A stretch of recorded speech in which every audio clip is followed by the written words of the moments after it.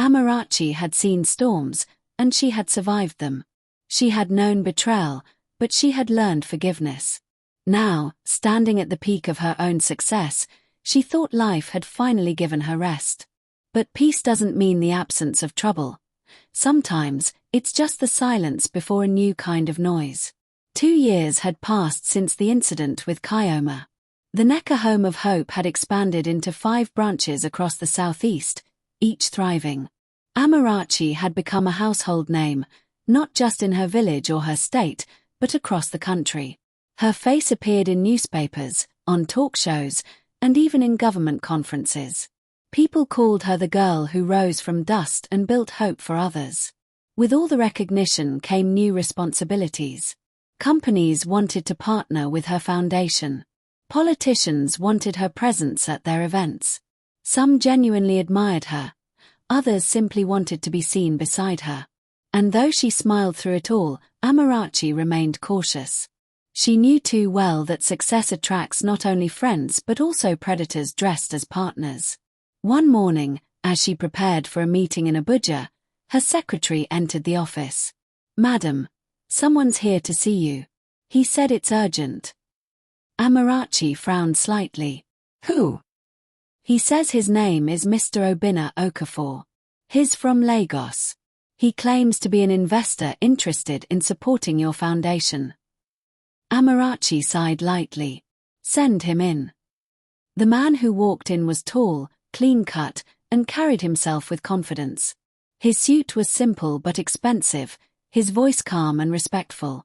"Miss Amarachi," he greeted, offering a firm handshake. "It's an honor to finally meet you. I've followed your story for a long time." "Thank you," she replied, gesturing for him to sit. "So, what brings you all the way from Lagos?" "I run a company that supports youth and women empowerment," he said. "Your foundation's work caught my attention. I'd love to fund one of your upcoming projects, particularly your vocational centers." Amarachi listened carefully. Something about his composure intrigued her. Unlike others who came with flashy promises, Obinna spoke with genuine interest. He didn't try to flatter her. He asked thoughtful questions. By the end of the meeting, she found herself impressed. Over the next few weeks, they stayed in touch, calls, meetings, and visits. Slowly, Obinna became part of her circle, advising her on managing donations and expanding sustainably. His ideas were sharp and practical. For the first time, Amarachi felt she had found someone who understood her vision beyond charity, someone who could see the bigger picture. One evening, after a long board meeting, he offered to drive her home. "You work too hard," he said as they cruised through the quiet streets. "When was the last time you rested?" She chuckled softly. "Rest is expensive when you're responsible for so many people. Then maybe you need someone who reminds you that you're also human." She turned to look at him, her smile fading slightly. "And you think you're that person?" He laughed lightly. "I'm just saying you deserve peace too. Not every battle needs to be fought." She didn't reply. The air between them grew quiet but not uncomfortable. There was something about Obinna that disarmed her, not his looks or wealth, but his calm strength, the kind that reminded her of her late father. But peace can be deceptive. Sometimes it hides the storm waiting beneath the smile. Months later, Amarachi and Obinna's partnership became official. Together, they launched a program called Women Rise, a platform to empower widows and young girls to start small businesses. The project gained national attention, and government agencies began offering support. Everything seemed perfect. Too perfect. Emeka, who had remained loyal through the years, was the first to notice the change. He walked into Amarachi's office one afternoon, his face serious. "Amora," he began, "I know you won't like what I'm about to say, but I need to." She put down her pen. "What's wrong?" "It's about Obinna," he said quietly. "I've been looking into his background. Some things don't add up." Her brows furrowed. "What do you mean?" "He claims to own a company in Lagos, but I can't find any record of it. No official registration, No tax documents. Just a name, Obenex Ventures. And guess what? That company was blacklisted 5 years ago for fraud. Amarachi's stomach tightened. Are you sure? Very sure, Emeka replied. I didn't want to believe it either. But the more I checked, the more it looked like he reinvented himself. I think he's using your foundation to build credibility again. She leaned back slowly, her mind racing. Could it be possible? The same man who had stood by her, who had spoken passionately about helping women and children, a fraudster. That evening, she couldn't focus. Every word he had said echoed in her head. She decided to confront Obinna directly. When he arrived at her house that night, she wasted no time. Obinna, she said firmly, I need the truth. Who are you really? He blinked, taken aback. What kind of question is that? I checked your company records. Obenex Ventures was blacklisted for fraud 5 years ago. Why didn't you tell me? He sighed, running a hand over his face. I was going to. I just didn't know how to. So it's true? She asked quietly. Yes, he admitted. But that's not the full story. My brother ran the company then. I wasn't even involved in the fraud. When it collapsed, my name got dragged into it. I lost everything. I've been rebuilding ever since. Amarachi looked into his eyes, searching for sincerity. You should have told me. I was afraid, he said softly. Afraid you'd push me away like everyone else did. Silence hung between them for a long time. She didn't know whether to believe him or not. He had been nothing but helpful, yet deceit, even the smallest kind, reminded her too much of the past. I need time to think, she said finally. He nodded. Take all the time you need. I'll be here when you're ready. Over the next few days, Amarachi withdrew into herself. She didn't tell anyone what had happened, not even Emeka. She needed to see the truth with her own eyes. 2 weeks later, she decided to travel to Lagos secretly to verify his story. She found the address of the old Obenex Ventures office, an abandoned building in Surulere. Inside, she met an elderly man who had worked there years ago. Ah, Obinna, the man said, shaking his head. Good man, that one. It was his elder brother, Chike, who ruined everything. Obinna tried to fix things, but by the time he got involved, it was too late. They lost their name. The word struck Amarachi like a gentle relief. Maybe he wasn't lying after all. When she returned home, she found Obinna waiting at the center. He stood near the gate, holding a small bouquet of flowers. I thought you wouldn't come back, he said softly.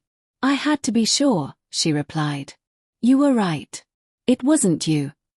He smiled faintly. I told you, Amarachi. I've made mistakes, but not that one. Something in her heart softened. For the first time in years, she let herself breathe around someone without suspicion.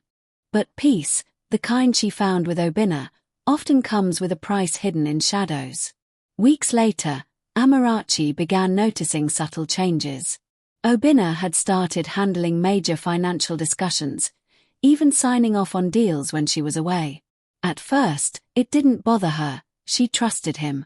But one evening, while reviewing a set of invoices, she saw something that made her pause. A transfer of 20 million naira, approved and signed by him, labeled as Women Rise campaign extension.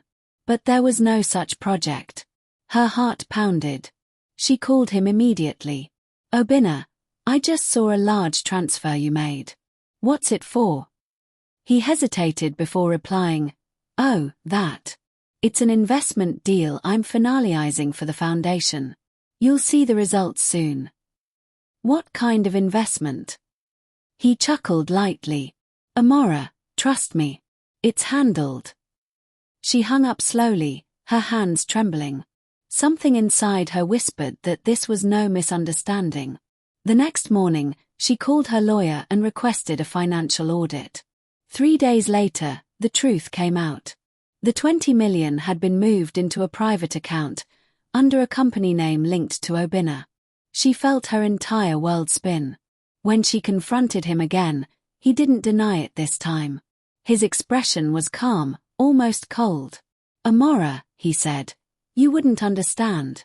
You've been too focused on charity to realize that real growth needs strategy, and sometimes, strategy means taking risks." "Stealing isn't strategy," she snapped. He smiled faintly. "I didn't steal. I redirected. You'll thank me when the returns come." Her eyes filled with tears, not just of anger, but of exhaustion. "You're no different from the others," she whispered. "Maybe not," he said quietly. "But I love you, Amarachi. And everything I did to build something greater for us." She shook her head slowly. "You love control, not love." The next day, she filed charges. The scandal broke across the media. Prominent businessman defrauds charity foundation. It was humiliating, but she didn't care about her reputation anymore. She cared about truth. Through it all, Emeka stood by her side, silent, steady, loyal as ever. When the case ended, and Obinna was sentenced, Amarachi didn't cry. She simply walked out of the courtroom, raised her chin, and whispered to herself, "The tables turned again, but this time, I didn't fall." That evening, she returned to Umuoma. The center was quiet, the children asleep. Emeka met her at the gate. "Are you all right?" he asked softly. She smiled weakly. "I'm better than all right. I'm free." He nodded. "What now?" She looked around the compound, her heart calm. "Now, we keep building. But this time, I'll build with wisdom. Not everyone who smiles deserves a seat at the table." And as the cool night breeze brushed against her skin, Amarachi finally understood. Her story wasn't about revenge anymore. It was about strength, grace, and the courage to rise again and again, no matter how many times the tables turned. The day after the trial ended, Amarachi didn't wake up to the noise of reporters or the flashing cameras that had once followed her everywhere. She woke up to silence, heavy, cleansing silence. The kind that reminds a person they've lost much, but still have themselves. The air in her compound felt different that morning. The birds still sang, but their melodies seemed calmer. The sun spilled across the compound, touching the same walls she had once scrubbed as a struggling housemaid, back when dreams seemed like faraway things. For the first time in months, Amarachi made her own breakfast. No assistants, no phone calls, no meetings. Just her thoughts, and the slow rhythm of peace returning to her life. But peace doesn't mean everything stands still. Sometimes, it's what prepares you for the next climb. Later that morning, Emeka came by. He had that familiar, steady expression on his face, the same one he always wore when life got complicated. "Morning, Amora," he said, standing by the doorway. She looked up from the dining table. "Emeka, come in. You don't have to knock." "I know," he replied, stepping in with a small smile. "But old habits die hard." She laughed softly. "You and your manners." He sat opposite her. For a while, neither of them said anything. Then he spoke. "You did the right thing, you know." Her face turned thoughtful.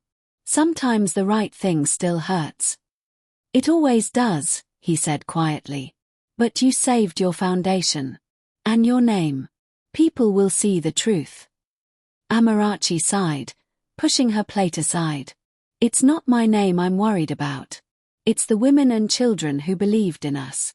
They looked at me and saw hope. Now they'll think all of it was a lie." "Then prove it wasn't," Emeka said. "Start again. Do what you do best, rebuild." She looked at him for a long moment. His eyes were gentle but firm, the kind of eyes that had seen her at her lowest and still never judged. "You make it sound so easy," she said. He smiled faintly. "Nothing worth doing is ever easy. But I've seen you rise from worse." Those words settled deep inside her, rekindling something she thought had gone out, faith. Over the next few months, Amarachi threw herself back into work. She gathered her remaining team, reorganized the finances, and personally visited each center to reassure them. It wasn't easy. Trust once broken doesn't mend quickly. But every tear she wiped, every word of encouragement she gave, reminded her why she started. One afternoon, she visited their new construction site in Enugu, a large piece of land meant for the next Women Rise village.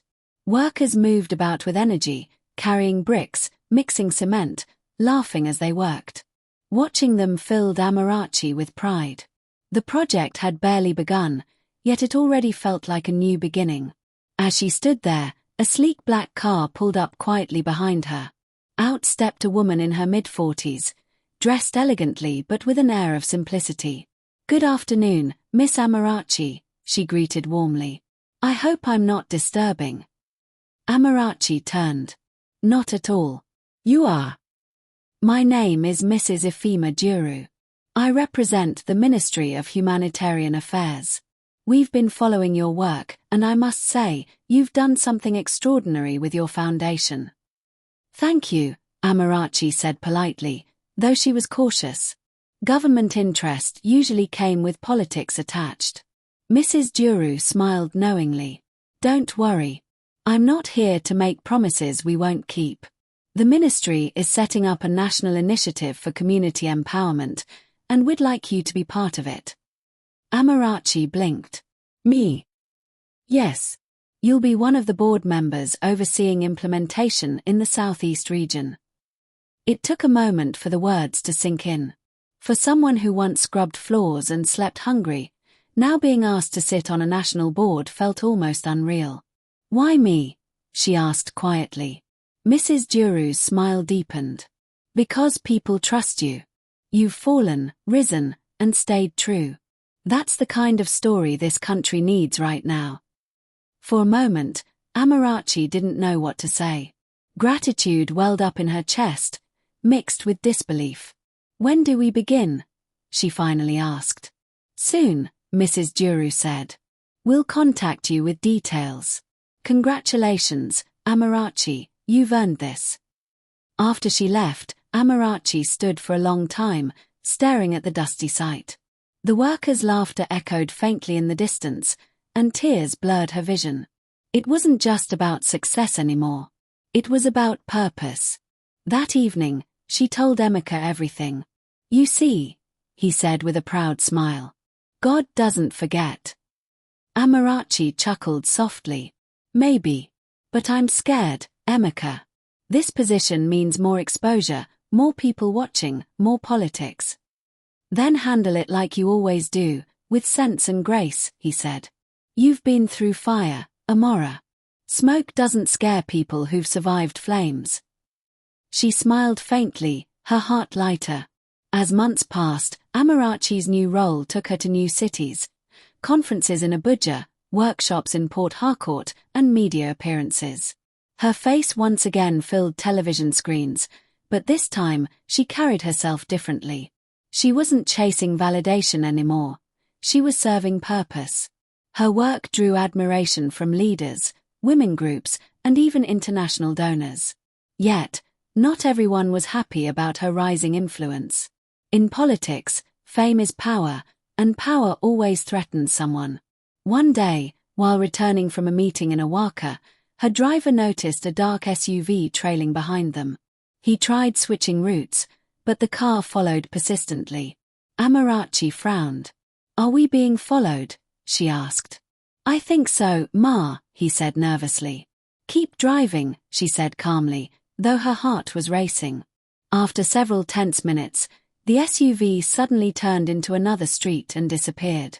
Amarachi exhaled, her fingers trembling slightly. She brushed it off as coincidence, but something about it unsettled her. Days later, she began receiving strange messages. Unsigned letters slipped under her office door. Each one carried short, cryptic lines. "Stay in your lane. You're getting too close. The higher you rise, the harder you'll fall." At first, she ignored them, thinking they were from bitter rivals. But when her accountant reported an attempted cyber attack on their database, she realized this was more than idle threats. That night, she sat alone in her office long after everyone had gone home. The only sound was the distant hum of the generator. She looked around at the framed photos, smiling children, widows holding certificates, women in their new shops. That was her reason for everything. She whispered quietly, "I've come too far to stop now." Then she called Emeka. "Emeka, I need you to be careful," she said. He was startled. "Why? What's happening?" "I think someone's trying to scare me. I don't know who yet, but I won't let them win." "Then you're not facing it alone," he said firmly. "Whatever this is, I'm standing with you." She smiled faintly, a tear slipping down her cheek. "Thank you, Emeka." The next morning, she filed a police report and increased security around her office and home. But even with protection, she could feel the tension in the air. A week later, during a national conference in Abuja, Amarachi gave a powerful speech about accountability and the misuse of public funds in humanitarian projects. The hall erupted with applause, but not everyone clapped sincerely. At the back of the hall, two men whispered quietly. "She's getting bold," one said. "Too bold," the other replied. "She's exposing things that were meant to stay buried." That moment marked the beginning of a new kind of war, one Amarachi didn't see coming. Back home in Enugu, she began noticing shadows in familiar places. Cars that lingered too long, strangers who seemed to watch her from a distance. Yet she refused to hide. Instead, she focused on her next goal, launching a university scholarship program for underprivileged girls. At the unveiling ceremony, she stood before a crowd of journalists and said, "They called me just a maid once, but I became a woman who refused to be defined by her past. If I could rise, any girl can." The audience erupted in cheers, cameras flashing. And among the crowd, unseen by her, a man lowered his sunglasses, watching her closely. The beginning of another chapter she didn't yet know she was walking into. But one thing was certain. Amarachi's story wasn't ending. It was only evolving. She had faced betrayal and humiliation, but now she was entering a battlefield where power, truth, and destiny collided, and this time, she wasn't the naive girl anymore. She was the woman who had learned how to survive fire and still smell of grace. Amarachi woke up earlier than usual that morning, long before the first knock from her housekeeper or the hum of traffic outside. The city still felt sleepy, but her mind was already awake, replaying the strange faces she'd seen at her last conference and the way that black SUV had trailed her days before. She sat up in bed, stared at the quiet ceiling, and let out a slow breath. Fear wasn't something she easily admitted, but lately, it had been moving through her life like smoke. No matter how much she tried to stay focused, she could feel it. Someone, somewhere, was watching her. She went to her balcony and watched the sunrise stretch across the horizon, the golden light washing over the roofs below. It reminded her of how far she had come, from the dusty streets of Neni village to a name that now appeared on national papers. Yet, the higher she climbed, the colder it felt up there. By the time she arrived at the foundation office, her staff was already gathered for the weekly review meeting. She walked in wearing a calm smile, though her mind was elsewhere. "Good morning, everyone," she said, placing her bag on the table. "Good morning, Ma," they chorused, standing briefly before sitting again. They began going over reports, new proposals, and site updates. But midway through, Amarachi noticed something odd. A young man at the back of the room, someone she didn't recognize, was typing rapidly on a laptop that wasn't part of the Foundation's issued devices. She looked up sharply. What department are you from?" He froze. "I'm with logistics, Ma. Mrs. Tina sent me here to take notes." Her tone remained calm, but her eyes didn't leave him. "You're new, right?" "Yes, Ma." "All right," she said, nodding. "After the meeting, I'd like to see your employment letter." The young man hesitated slightly before nodding. "Yes, Ma." But before the meeting ended, he quietly stood up and slipped out of the room, pretending to answer a phone call. When the meeting wrapped up, Amarachi asked her assistant to find him, but no one could. His name wasn't in the staff record. Her heart sank. That evening, she called Emeka and explained everything. He came over immediately, his expression tight. "Amora, this is getting serious," he said. "You can't just brush this off anymore." "I'm not," she replied, pacing slowly. "But I can't live in fear either. That's exactly what they want." "Then we need to take control of the situation," he said firmly. "Whoever's behind this, we'll find them." She nodded, though part of her still doubted how deep this went. 2 days later, she received an envelope at her gate. There was no sender name, just her address written in block letters. Inside was a single sheet of paper with 5 words. "We warned you. Step back." For a long time, she just stared at it. Her hand trembled slightly, but instead of fear, anger began to rise.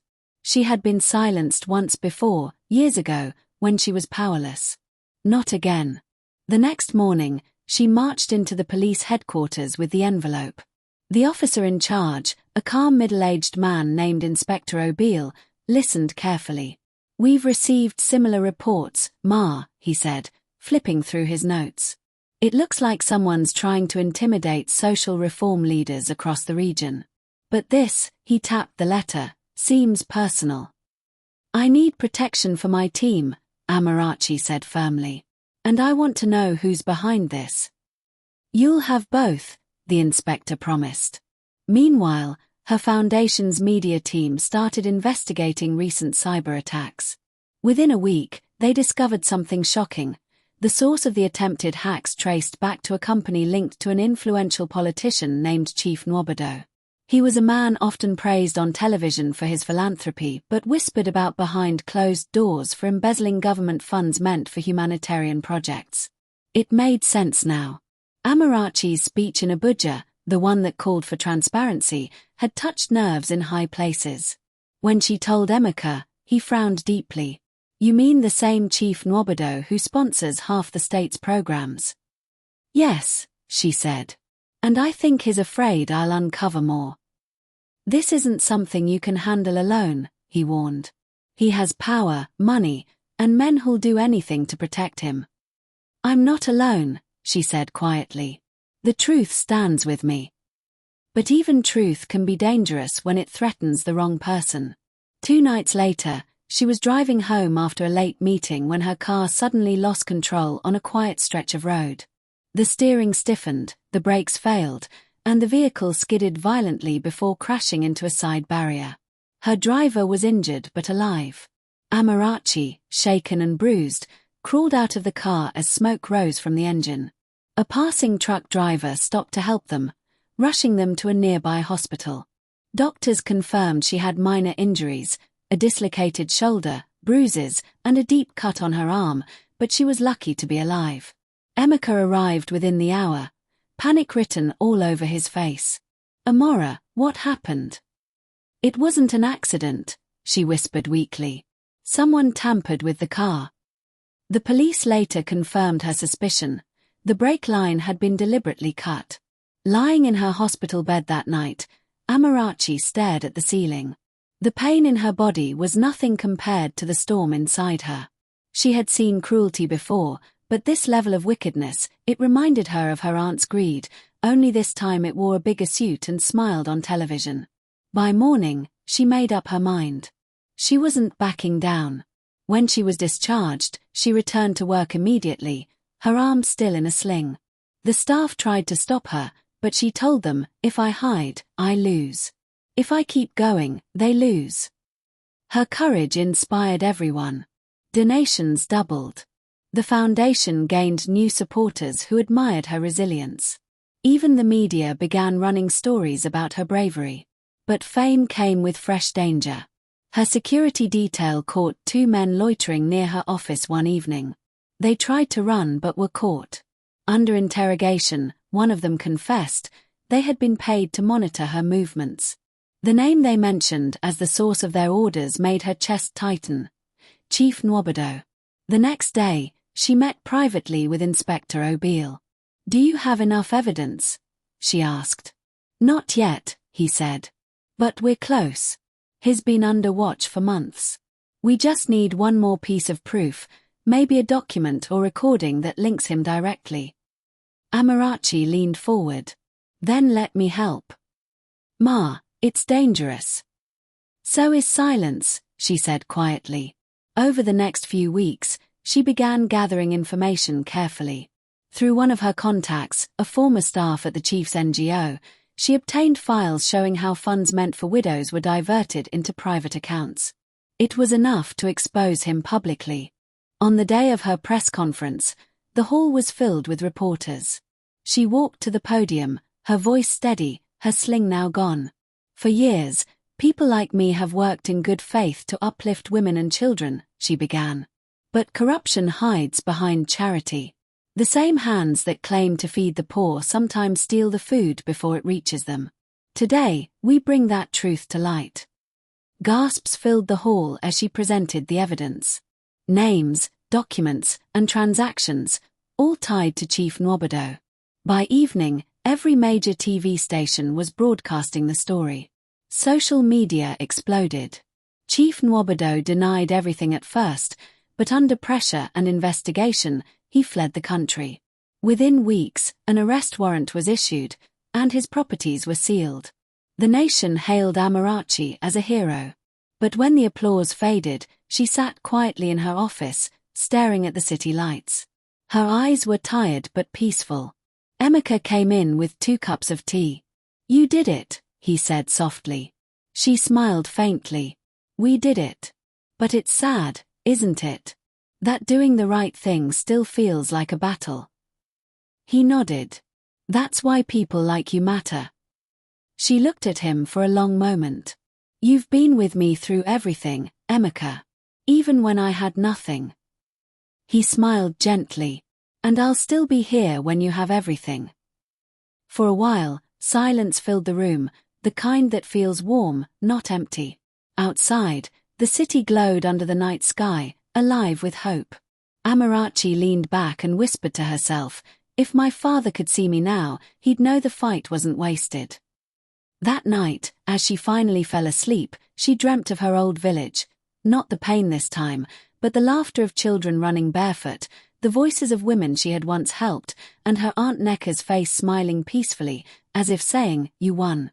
And in that quiet dream, Amarachi realized something she hadn't before, that every season of her life, no matter how cruel, had been preparing her for this one. The season of victory without vengeance, success without arrogance, and peace that came from knowing she had changed lives far beyond her own. The story that began with tears had finally learned how to breathe in joy. And still, her journey wasn't done. Because even after everything, Amarachi wasn't finished shaping her world. She was only just beginning to teach it what true power looked like, kindness that doesn't break, and courage that doesn't end. And that brings us to the end of this powerful story, the unforgettable journey of Amarachi, the girl who rose from pain, betrayal, and loss to become a voice of truth, courage, and hope. Her story reminds us that no matter how dark life gets, light always finds its way back when you refuse to give up. If this story touched your heart, don't just scroll past. Hit that subscribe button right now, so you don't miss more inspiring stories like this one. And before you go, tell us in the comment section which country you're watching from and what your current time says. We love seeing how far Amarachi's story has traveled across the world. Thank you for watching, and remember, no wickedness lasts forever. Tables always turn.